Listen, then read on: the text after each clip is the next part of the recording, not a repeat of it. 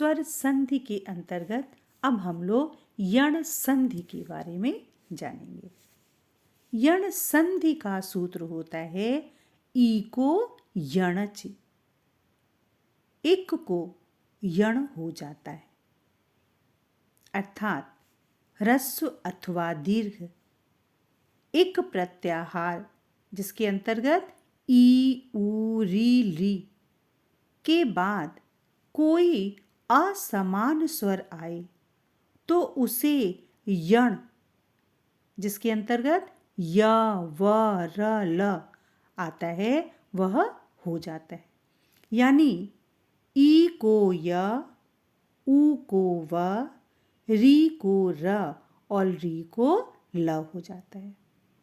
नीचे के उदाहरण में देखिए, जैसे ह्रस्व अथवा दीर्घ ई के बाद असमान स्वर आए तो उसको क्या हो जाएगा, उसके स्थान पर य हो जाएगा।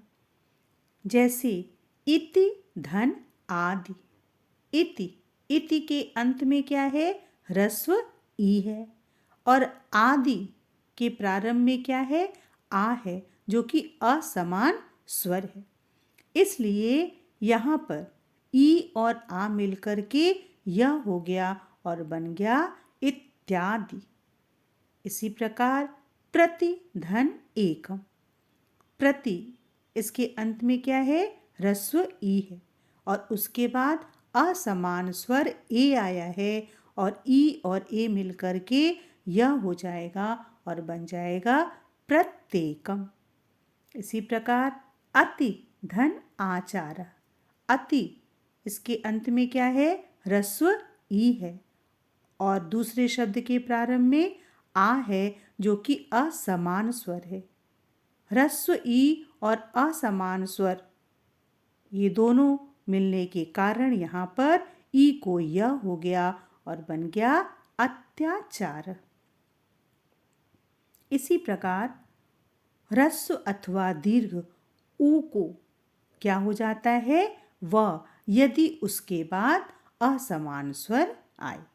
जैसे सुधन आगतम, यहाँ पर सु में क्या है, ह्रस्व ऊ है और उसके बाद आ, दीर्घ आ है, जो कि असमान स्वर है। इसलिए उ और आ मिलकर के क्या हो गया, वह हो गया और बन गया स्वागतम। इसी प्रकार मधु धन अरि, मधु में भी ह्रस्व उ है और इसके बाद ह्रस्व अ है, जो कि असमान स्वर है। इसलिए उ को व हो गया और बन गया मध्वरि।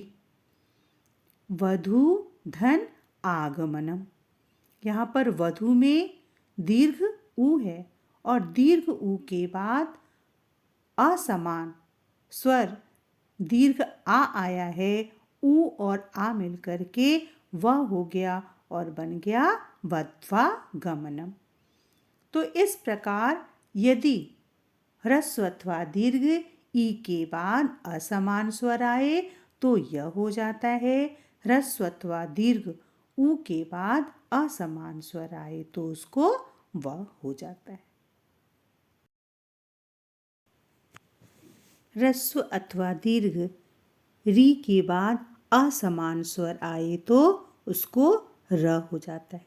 जैसे पितृधन आज्ञा, यहाँ पर पितृ इस शब्द के अंत में ह्रस्व री है और उसके बाद असमान स्वर दीर्घ आ आया है, इसलिए री और आ मिलकर के र हो गया और बन गया पित्राज्ञा। इसी प्रकार मातृधन आज्ञा, मातृ इस शब्द के अंत में क्या है, ह्रस्व री है और उसके बाद दीर्घ आ है, जो कि असमान है। री और आ मिलकर के र बन गया और बन गया मात्राज्ञा। इसी प्रकार धातृधन अंश, धातृ इसमें भी ह्रस्व री है और उसके बाद अ, ह्रस्व अ है, जो कि असमान स्वर है, इसलिए री और अ मिलकर के र बन गया और बन गया धात्रंश। री के बाद असमान स्वर आए तो री को क्या हो जाता है? ल हो जाता है। जैसे री धन आकृति। री के बाद असमान स्वर दीर्घ आ आया है, इसलिए री और आ मिलकर के ल बन गया और हो गया लाकृति। तो इस प्रकार यण संधि में ई उ री ली के बाद असमान स्वर आए तो ई को य, उ को व, री को र और ली को ल हो जाता है।